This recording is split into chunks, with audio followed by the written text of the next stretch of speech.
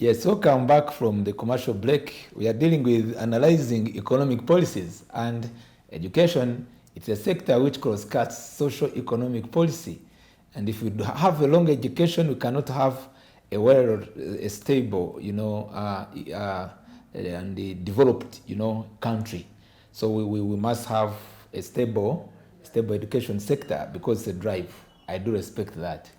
While discussing during our second session, together with our guest, dear viewers, we are still with the General Secretary, Uganda Professional Science Teachers Union, by names Mr. Mugeiga Alon, and they are among the successful, is the General Secretary of a successful union which advocated for the welfare of the teachers, science teachers, and they succeeded.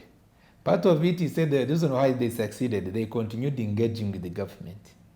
The reason why we go into this standoff, strikes, to the best of my knowledge, you couldn't be admiring them to be the best if our country is to grow, if our country's economy is to grow. But on the other hand, while going for the commercial break, I posed the question, and it is a serious paradoxical debate. You are paid much more as science teachers and other teachers. Even if it's 1 million, you are being paid. That's taxpayers' money. But the results are not compared to the payment. Which results are we talking about? We are talking about the public government-aided schools, where those schools, it's the same sum of those schools where we are mentioning, those schools which used to be among the first 10. The first 10 best performing, both in skills, by the way, let me categorize them, both in skills, maybe, and grades. Because when you could talk about Gezi College Butobere, Miru College, you go talk about the other schools in northern Uganda, which were among the first world schools during the days of Obote, before the UPC second, before the coming of NRM. And they were doing well. Our teachers today, you are being paid good money, 4 million with effect this financial year. What can we do to ensure that the money you are paid is equal to the outcome, the results, so that we stop taking our children to private schools? Because it is draining the pockets of parents. Yes, Doctor. It's draining the pockets of parents. No one could desire to take a child into a private school, even which can close tomorrow.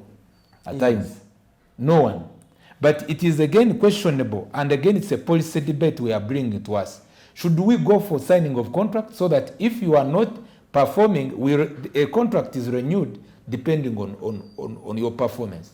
Or you are promoted, or you maintain your position as a head teacher because of your performance. We want to look at how we can have value for money. But before we go there should be a commitment, I agree. Okay. And that's the point we would like you to exhaust on, and we move forward. But we want to balance the boat. Yes. Yes. Thank you very much for actually bringing this issue, and I want to take the opportunity to discuss it. I have heard about the issue of contract, and then versus permanent and pensionable, the usual norm.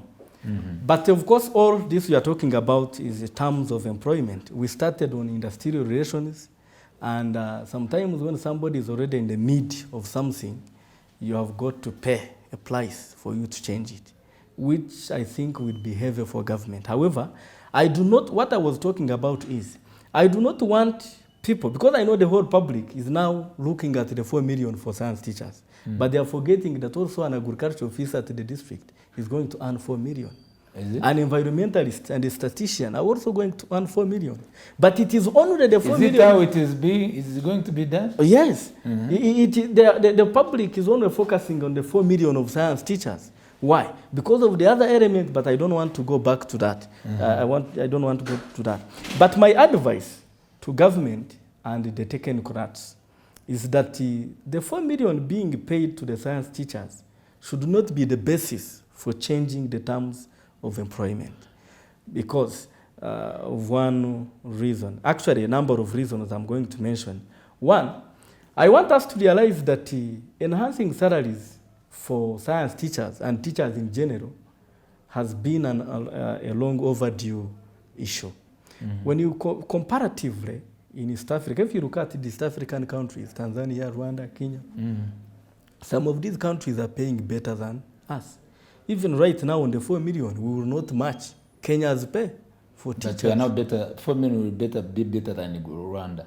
But Rwanda, when you look at Rwanda and Uganda, would you use Rwanda as your standard for paying? It would be better than TZ. At first, they were better than you. That's why I'm using it. So still, I think when we are comparing, we should look at countries now like Kenya. Because Uganda, when you look at even the education system, Uganda beats all these countries.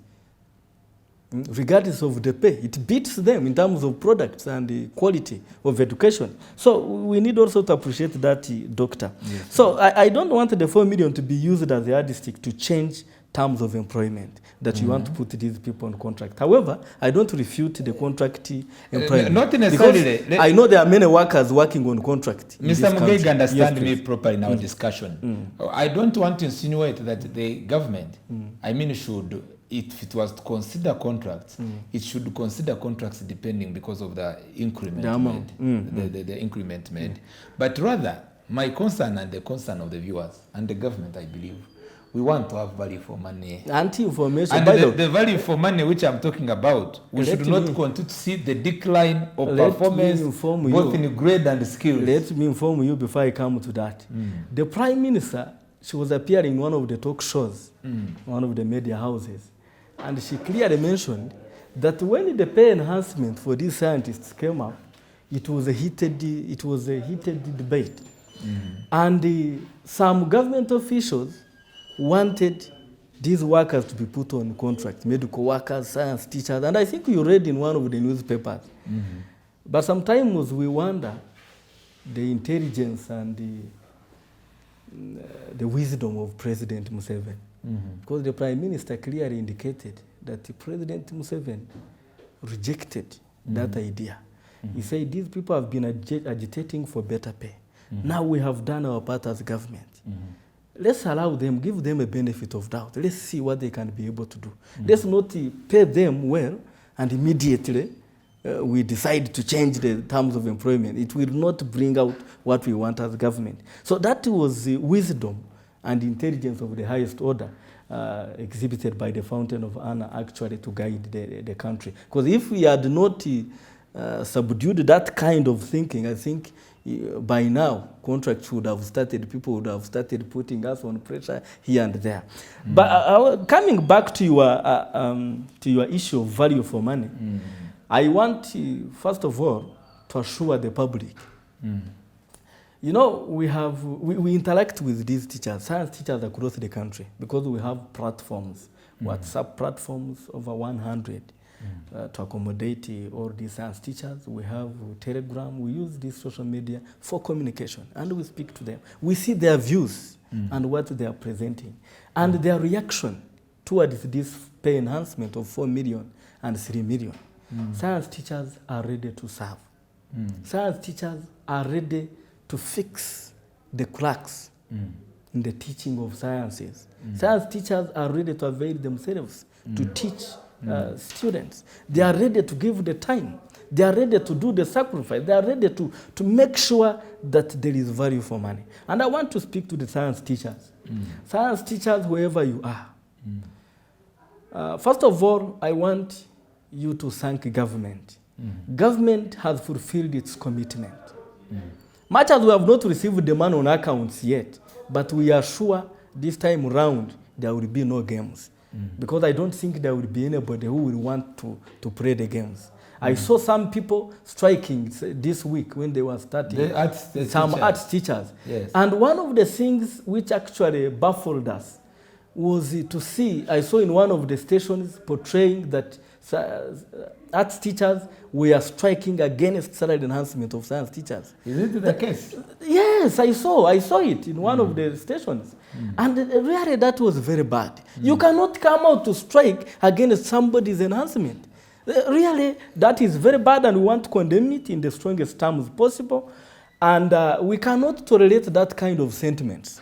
And to make matters worse, we know there are people who were behind this kind of industrial action. Because why would anybody wait? Budget is passed and is read, and that they are staging industrial action. They wanted to confirm salary enhancement for science teachers. Then they come out. We are not going to relate that kind of way of doing things. Actually, that is lack of strategic planning. And this union that has come out, Doctor, yes, I want to make it very clear that these are some of the things actually that is lessening the mandate and the power of trade unions in Uganda. Let's agree. Let's agree on objective point of view. Yes. We want to be objective in this matter. Yes. We have, it's part of our discussion, yes, this morning. We have the science teachers, as you were, you advocated for a better pay, you got the 4 million.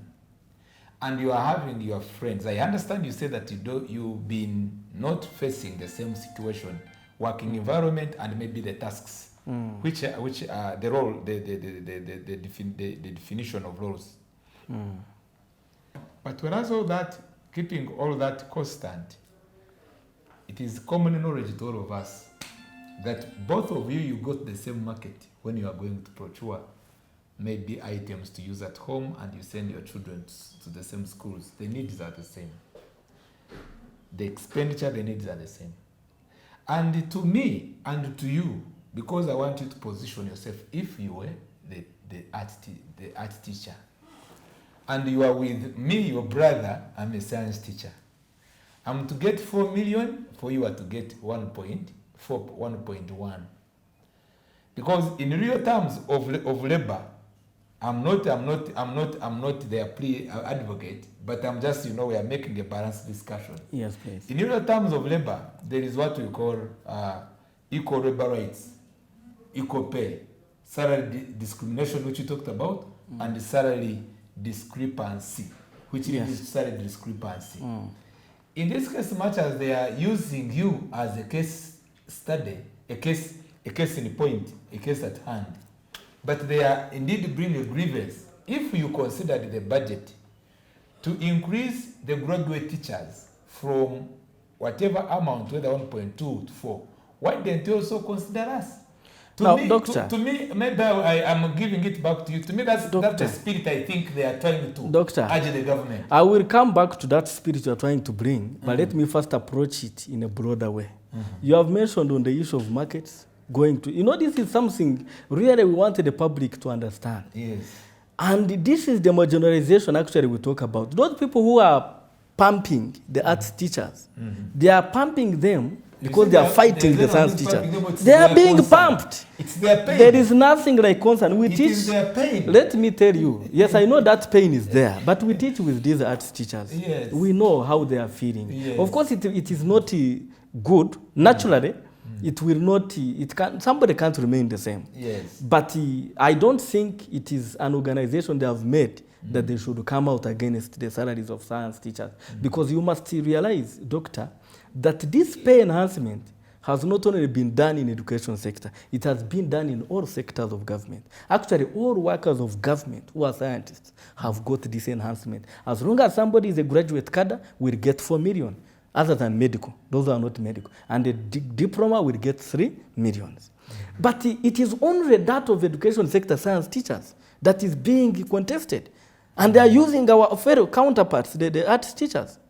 Now, if you use the issue of markets, we have seen in many fields, actually, recently you saw members of parliament approved the pay enhancement, 193 billion, and 193 billion for 500 and something MPs. That's a huge amount of money. I want to ask you, do we have markets for MPs alone? Do we have petrol stations for MPs alone? That's why. And the reason they cited was because of skyrocketing prices of commodities. But everybody is being affected. And these are the people who are highly paid already. They are in 30s and 40s of millions per month. Uganda, which is called Teberemu. So everyone is fighting for himself. You see that? So when we look at that argument on a broader way, the argument of markets being different for arts and science, I think we should not bring it on board because it cuts across. But the issue is, what is the government plan on salary enhancement? They have put it very clearly. The government spokesperson has spoken about this on several occasions. The president himself has spoken about it. The Minister of Finance has re-echoed it. Salary enhancement starts with scientists. Science teachers are scientists. We are now not talking about teachers. We are talking about scientists. So the pay enhancement is for scientists. And that status of being a scientist, we have fought for it. And the president has fought and declared. I've understood you. Yes. So let us allow these science teachers, as the money has been approved, because nobody will tamper with it, because if anybody does, you're ready to if anybody does, you're ready to put down your tools. It's again. Not only the putting down tools. Now it will be a different issue. That I can tell you. You do it for another time. Even after the budget has been approved. Recently, New Vision reported, cabinet spokesperson and the Minister of Finance reported they have searched for more money to add on the 495 that had been earmarked earlier. And they have taken now, yesterday the minister said they have raised 900 billion to enhance salaries for all scientists. And all science teachers, graduates, expect 4 million. And diploma teachers expect 3 million. Suppose, not less than that. Suppose, because you know a budget is a budget, it's estimates. It includes even maybe projections, including maybe getting, you know, some debt. My brother. Debt. 1 second, sir. I will come back to you. What if what they expected is not achieved? It's not on salaries. As like your father. You don't estimate on salaries. 1 second, don't worry. We are still together. As a father at home, you may say, my children, I'm going to do everything the best for you. But finally, the situation doesn't allow. You provide 50%. What are we expected to do to respond in such situation? You'll see, there are things, issues to deal with salaries. Salary is a basic need. It's a basic need. You don't bargain about salary. In fact, when you are planning, salaries are not touched. You can't come and say, I am not going to pay salaries of certain months because I didn't get the money I had estimated money. Please, you have had the government stakeholders over there. Don't touch the science. Don't. Because I am saying, we have had in the corridors, people are still trying to talk a lot. They are pushing these arts teachers. You push them. But now the issue at hand. No, let them push them, doctor. 1 second. Let's at the issue at hand. Yes. Because really, you wish well your brothers. Yes, we do. I was coming to that, by the way. You know, I wanted also, I have appreciated your balanced discussion. But I wanted to pass that very clearly. Because it shouldn't only target science teachers. Yes. It should be looked at in broader terms.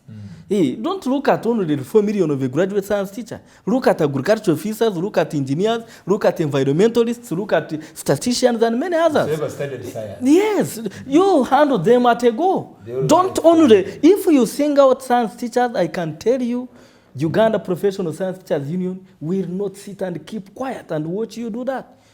We were not organized at that time. People came and took away our money. Even when the president had come and on one of the Labor Day celebrations, he mentioned it. But people fought to the thing that science teachers must not get the money. And we didn't get it. Even when we had got it for 3 months, they forced us to pay it back. So this time, we are happy with government. We are happy with the president. They have fulfilled their commitment. And we don't expect any... Because budget has been, everything is done now. But these ones who are doing their issues, and I want also to educate our sister union and the arts teachers. They must learn how to negotiate. But negotiation skills are too poor. Let me comment on that before you make a judgment. Because before you make a judgment, I will have a letter, and it is a very sincere one, which was written by the Secretary General of UNATO. They refer their matter, especially when they began a negotiation, because through your unions, which all of us is common knowledge, we do what we call CB, collective bargaining, Agreement. CBA, collective bargaining agreement.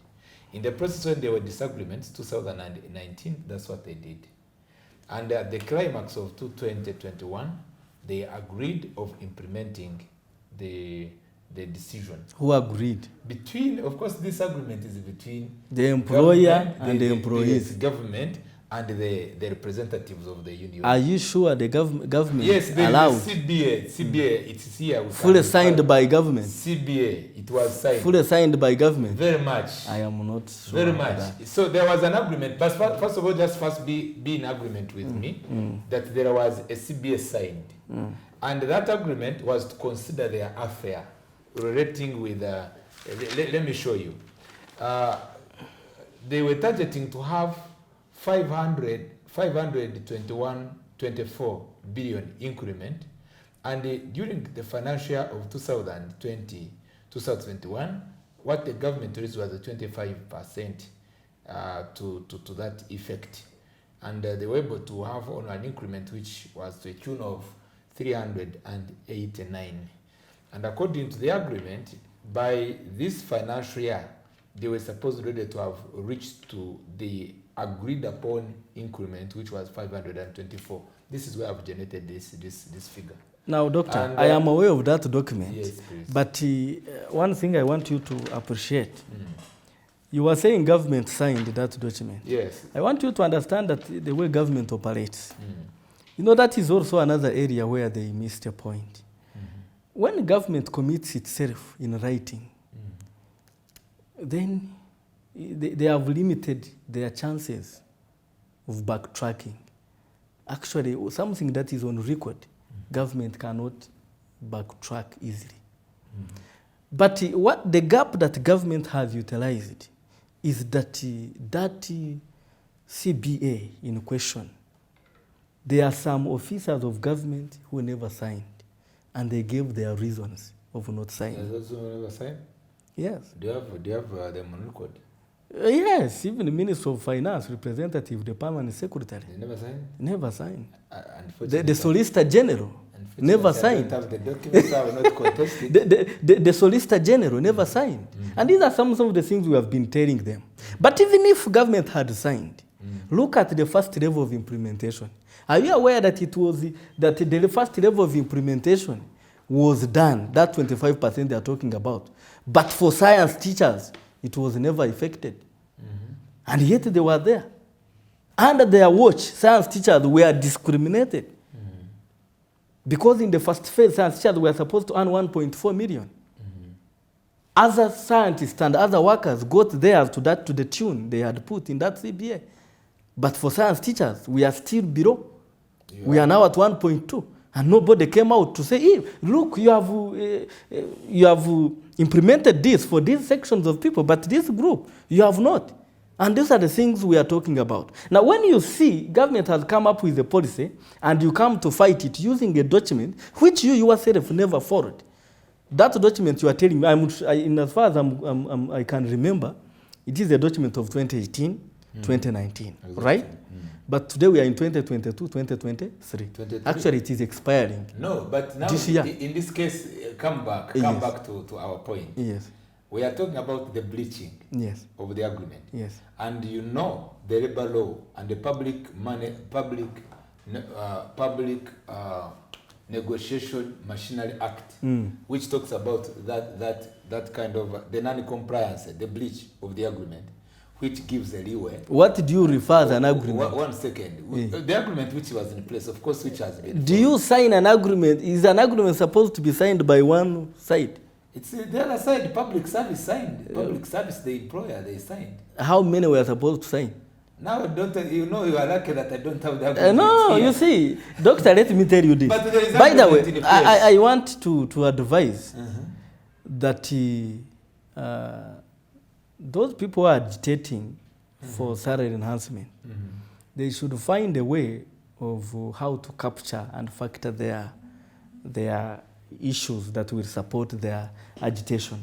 But when you present, like myself and my colleague, the national chairperson, as we have been at the forefront of this struggle, it is something we have clearly told them.